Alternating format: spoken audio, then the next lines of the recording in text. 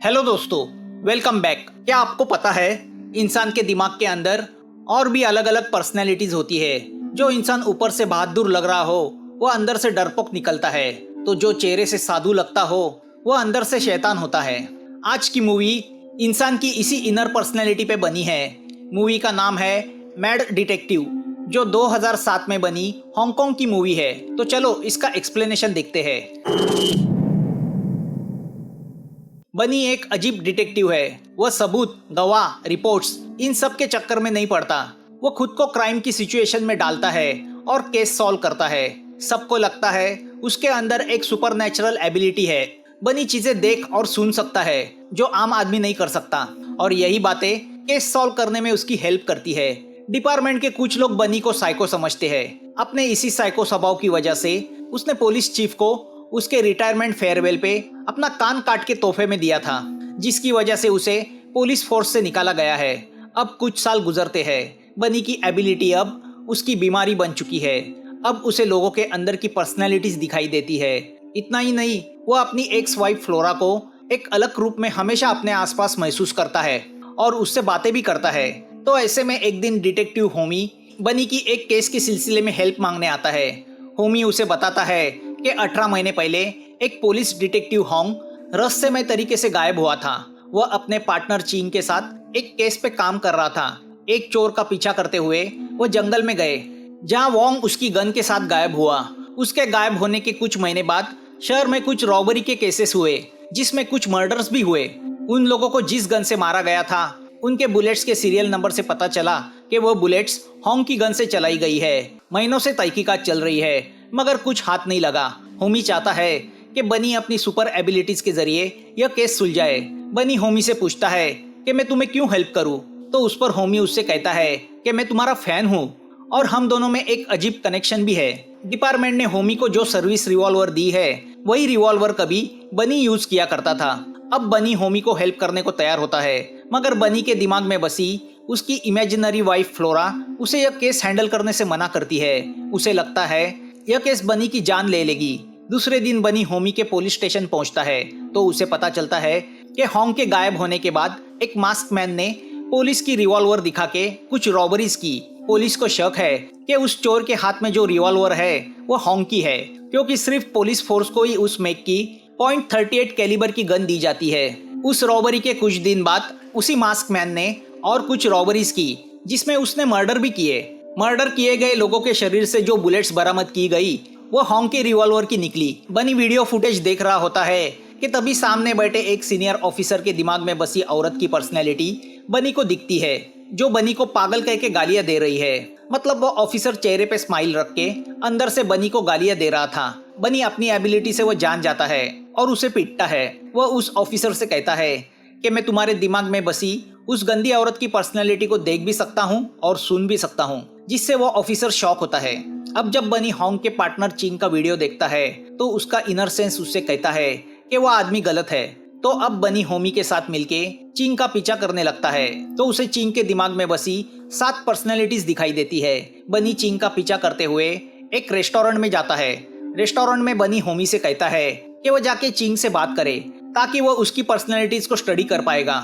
होमी चिंग से जाके कहता है कि वो उसके पार्टनर होंग के लापता होने की तहकीकात कर रहा है। तो दूर बैठे बनी को चिंग के दिमाग में बसी 2 पर्सनैलिटीज दिखती है।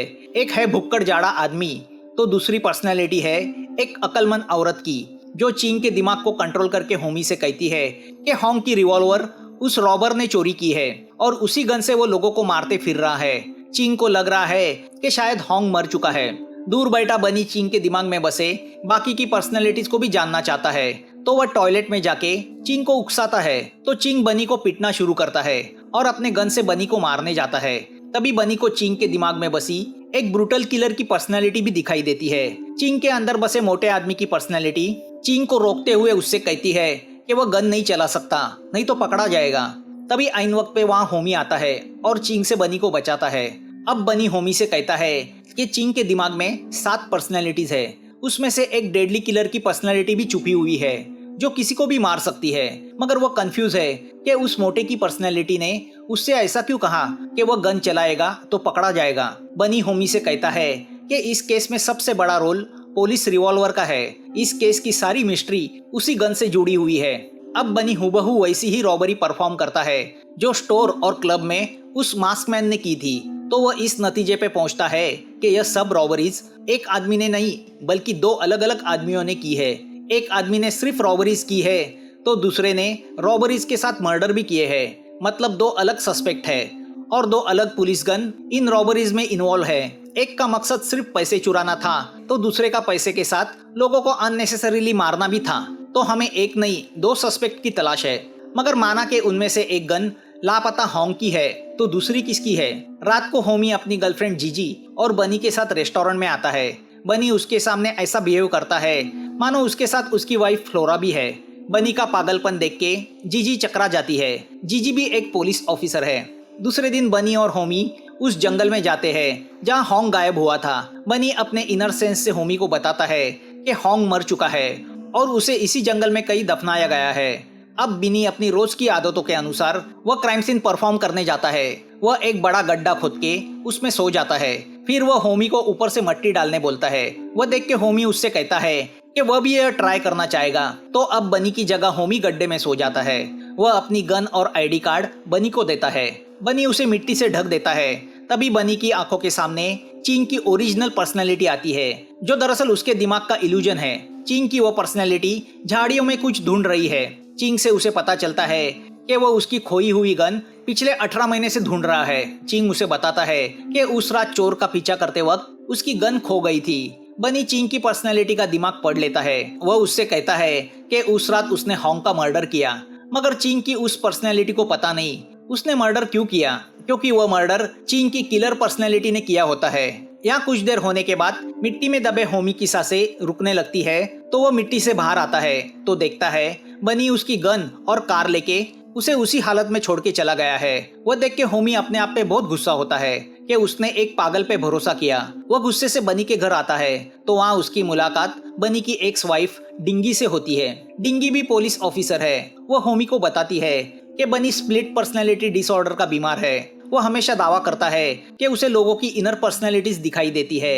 वह मुझे भी अपने आसपास इमेजिन करता है मगर असलियत ये है कि वह पूरी तरह मेंटल बीमार है और ऊपर से उसने 6 महीने से अपनी दवाई लेना बंद किया है जिसकी वजह से उसकी यह बीमारी और बढ़ने की संभावना है। डिंगी होमी को वार्न करती है कि वह उस पागल से दूर रहे। अब उसकी बातें सुन के होमी को अफसोस होता है कि उसने बनी जैसे पागल पे विश्वास किया और खुद की नौकरी खतरे में डाल दी है। दूसरी ओर बनी होमी का आईडी कार्ड यूज करके चिंग के पुलिस डिपार्टमेंट में जाता है। वह उसके डेस्क और लॉकर की तलाशी लेता है। वह जानना चाहता है कि चिंग किस केस पे काम कर रहा था तो उसे उसके ड्रॉवर में कुछ पैसे मिलते हैं। तभी वहाँ पे चिंग आता है। वह दूर चुपके से बनी की वह हरकत देखता है। बनी को चिंग के लॉकर में नरेश नाम के एक रॉबर की फाइल मिलती है। अब बनी सीधा उस जंगल में जाके अपने आप को एक गड्ढे में बंद कर देता है ताकि वह जान सके कि होंग के साथ उस रात क्या हुआ था। तो उसे दिखाई देता है उस रात नरेश का पीछा करते हुए चिंग की गन जंगल में कहीं गिर गई जिससे वो काफी डर गया। उसने गन ढूंढने की काफी कोशिश की मगर उसे वह नहीं मिली।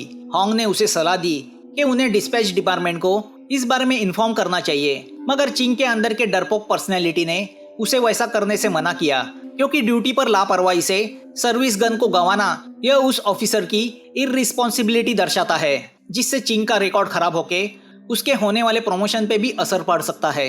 मगर होंग का यही मानना था कि अगर चिंग की रिवॉल्वर रॉबर के हाथ लगी तो बहुत बड़ी प्रॉब्लम हो सकती है। होंग प्रोसीजर के हिसाब से डिस्पैच डिपार्टमेंट को फोन करने गया कि तभी चिंग के अंदर बसे किलर की पर्सनैलिटी ने उसके सर पे रॉड मार के उसकी हत्या की। फिर चिंग ने होंग की गन चुराई। वह उस गन से नरेश को मारने वाला था कि चिंग के अंदर बसी अकलमंद पर्सनैलिटी ने उसे रोका।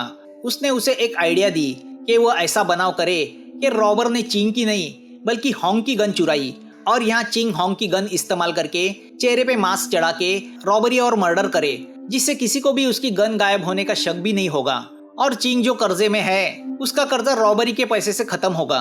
तो चिंग ने सबसे पहले काम यही किया।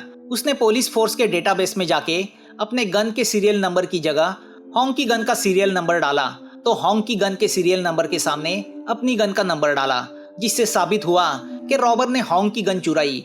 फिर चिंग के दिमाग में बसे किलर के पर्सनैलिटी ने मास्क पहन के रॉबरी और मर्डर करना शुरू किया और उन क्राइम का इल्जाम उसने नरेश पे डाला। वैसे सबूत ही उसने क्राइम सीन पे छोड़े। तो नरेश, जो बेचारा सिर्फ एक रॉबर था, अब उसके सर पे मर्डर के इल्जाम भी लगे। एक तीर में दो निशान। मिट्टी में दबे बनी की आंखों के सामने चिंग की यह सब चालबाजी आती है। यहाँ पुलिस कंट्रोल रूम में चिंग की अक्लमंद पर्सनैलिटी फोन करके बताती है कि रॉबर नरेश को एक अपार्टमेंट में देखा गया है। तो होमी अपनी टीम के साथ वहां जाता है, मगर होमी की गन तो बनी के पास होती है। तो होमी के अंदर छुपे डरपोक लड़के की पर्सनैलिटी उसे डराती है। पुलिस को उस अपार्टमेंट में कुछ मास्क और होंग का आईडी मिलता है। दरअसल यह सब चिंग ने सेटअप किया होता है कि तभी उसे मास्क में छुपा चिंग दिखता है। होमी चिंग का पीछा करने लगता है तो चिंग उसे ट्रक के नीचे कुचल के मारने की कोशिश करता है। होमी बाल बाल बच जाता है। तभी बनी होमी को फोन करके चिंग की पूरी साजिश बताता है। वो उसे बताता है कि अगर उन्हें चिंग की साजिश का पर्दाफाश करना है तो उन्हें नरेश को जिंदा पकड़ना होगा, इसके पहले कि चिंग उसे मार डाले। बनी होमी के यहाँ पहुंचता है तो उसे होमी के अंदर छुपी एक डरपोक लड़के की पर्सनैलिटी दिखाई देती है। बनी होमी को बताता है कि नरेश को मर्डरर साबित करना यह सब चिंग का सेटअप है। चिंग मौका मिलते ही नरेश का एनकाउंटर करेगा, फिर सच्चाई हम कभी सामने नहीं ला पाएंगे। मगर अब होमी बनी की किसी भी बातों पे विश्वास नहीं रखना चाहता। वह जान चुका है कि बनी मेंटल बीमार है। तो वह बनी से अपनी गन निकालने की कोशिश करता है तो बनी उसे मार के वहां से कार लेके भाग जाता है। रास्ते में बनी की असली वाइफ डिंगी बनी से मिलके एक केस के मर्डरर के बारे में उससे पूछती है। बनी उसे उस मर्डरर का नाम बताता है। वह जानने के बाद सेल्फिश डिंगी उसे सुनाती है कि तुम मुझे सेल्फिश समझते हो, मगर असली सेल्फिश तो तुम हो, इसलिए तुम्हें लोगों की पर्सनैलिटीज दिखती है। यहाँ पता चलता है कि क्यों बनी ने अपने दिमाग में एक ऐसी वाइफ की इमेज बना रखी है जो अपने हस्बैंड का ख्याल रखती है, उससे बेइंतहा प्यार करती है, क्योंकि उसकी असली वाइफ बहुत ही सेल्फिश और बेदर्द इंसान है। यहाँ होमी की गर्लफ्रेंड जीजी उससे मिलने आती है। होमी उसे बताता है कि बनी उसकी गन लेके गया है तो वह किसी ऑपरेशन में हिस्सा भी नहीं ले पा रहा। होमी टेंशन में है कि अगर बनी ने उसके गन से किसी का मर्डर किया तो क्या होगा। होमी रिपोर्ट करने जाता है तो जीजी उसे रोकती है। वो उससे कहती है कि अगर वह ऐसा करेगा तो उसका उसके प्रमोशन पे असर होगा। मतलब होमी के साथ सेम वही सिचुएशन है जो कभी चिंग की थी। तो अब होमी जीजी की गन ले लेता है। होमी वहां से सीधा चिंग के पास पहुंच जाता है। चिंग पहले से भड़का हुआ है कि बनी ने बिना किसी अधिकार के उसके लॉकर की तलाशी ली। चिंग होमी से कहता है कि उसके लॉकर में जो पैसे मिले हैं वो उसने हॉर्स रेस पे कमाए हैं। अब होमी जब चिंग के गन का सीरियल नंबर गन डेटाबेस में चेक करता है तो उसे पता चलता है कि वह गन चिंग के नाम पे ही रजिस्टर है। उसे पता नहीं होता कि चिंग ने डेटाबेस में सीरियल नंबर चेंज किया है। वह गन दरअसल होंग की है। तभी चिंग को फोन आता है कि नरेश को एक जगह देखा गया है। तो अब चिंग होमी को साथ लेके कार से वहां निकल पड़ता है। कार में हमें इन सब की इनर पर्सनैलिटीज दिखाई देती है। मतलब चिंग की 7 पर्सनैलिटीज, तो होमी की वह डरा हुआ बच्चे की पर्सनैलिटी। बनी उसकी कार का पीछा करता है। वो होमी को मैसेज करता है कि जब चिंग नरेश से उसकी गन हासिल करेगा वह तुम्हें मार डालेगा। मगर बेवकूफ होमी वो मैसेज चिंग को दिखाता है तो अब चिंग अलर्ट हो जाता है। अब जब वह नरेश के यहाँ पहुंचते हैं तो लिफ्ट के दरवाजे में ही उनकी मुलाकात नरेश से होती है। तीनों के बीच गन फायरिंग शुरू होती है। चिंग होमी से झूठ कहता है कि नरेश ने ही होंग को मारा और उसकी गन से रॉबरीज की। यहाँ डायरेक्टर ने एक चीज बहुत अच्छी दिखाई है। उसने पीछे मिरर में हमें चिंग और होमी की इनर पर्सनैलिटीज दिखाई है, तो कांच में हमें नरेश की इनर पर्सनैलिटी भी दिखाई देती है, जो होती है एक गुमराह मासूम लड़के की। मतलब नरेश एक मामूली चोर है, कोई ब्रूटल किलर नहीं। तभी वहाँ पे बनी भी पहुंच जाता है। वह बार बार होमी से यही कहता है कि चिंग ने अपने पार्टनर होंग को मारा है और वो तुम्हें भी मार देगा। अब चारों में गन फायरिंग शुरू होती है। चारों एक दूसरे के आमने सामने आ जाते हैं। नरेश और बनी चिंग पे गन तान देते हैं तो चिंग नरेश पे और पीछे से होमी बनी पे गन तान देता है। बनी होमी से कहता है कि चिंग ने गन इंस्पेक्शन रिकॉर्ड में छेड़खानी की है। उसके अंदर एक ब्रूटल किलर की पर्सनैलिटी है जो वक्त आने पे हम सबको मार देगी। अब नरेश भी होमी को बताता है कि चिंग ने ही उसके पार्टनर को मारा है। वह सुन के चिंग नरेश पे गोली चलाता है और होमी बनी पे गोली चलाता है। नरेश वहीं पे मर जाता है। अब चिंग होमी पे गोली चलाता है तो बनी चिंग पे गोली चला के उसे मार देता है। बनी जब मुड़ के होमी को देखता है तो उसे होमी की उस डरे हुए लड़के की पर्सनैलिटी के साथ एक किलर लेडी की पर्सनैलिटी भी दिखाई देती है जो होमी के दिमाग को कंट्रोल करती है। वह देख के बनी शॉक होता है और वहीं पे मर जाता है। अब होमी तुरंत जीजी को फोन करके क्राइम सीन पे बुलाता है क्योंकि उसने जीजी की गन से बनी पे गोली चलाई है। वह बनी के पॉकेट से अपना आईडी कार्ड निकाल लेता है, फिर उसके हाथ से अपना गन भी निकाल लेता है। फिर वह उन तीनों की गन को आपस में मैनिपुलेट करता है। जैसे चीन की गन को बनी के हाथ में देता है तो होंग की गन को नरेश के हाथ देता है, जिससे ऐसा लगे नरेश ने होंग की गन चुराई थी और बनी ने चीन की गन। तीनों का रॉबरी और मर्डर में इन्वॉल्वमेंट था, जिसको लेके उन तीनों में झगड़ा हुआ और उन्होंने आपस में फायरिंग की तो होमी और जीजी ने सेल्फ डिफेंस में उन पे गोली चलाई। मतलब बेचारे इनोसेंट बनी को होमी किलर बना देता है। यह सब वह अपनी लापरवाही छुपाने के लिए और अपना होने वाला प्रमोशन बचाने के लिए करता है। मतलब एक तरह से अब होमी के दिमाग के अंदर भी एक किलर की पर्सनैलिटी ने जन्म लिया था। मूवी यहाँ खत्म होती है। मूवी बहुत अलग ढंग से पेश की गई है। पूरी स्टोरी एक चुराई हुई रिवॉल्वर के अराउंड घूमती है। तो आप बताइए आपको यह एक्सप्लेनेशन कैसे लगा, और प्लीज आप वीडियो देखते हो तो इस चैनल को सब्सक्राइब भी करना, बहुत फर्क पड़ता है। फिर मिलेंगे नई मूवी के साथ। Thanks for watching.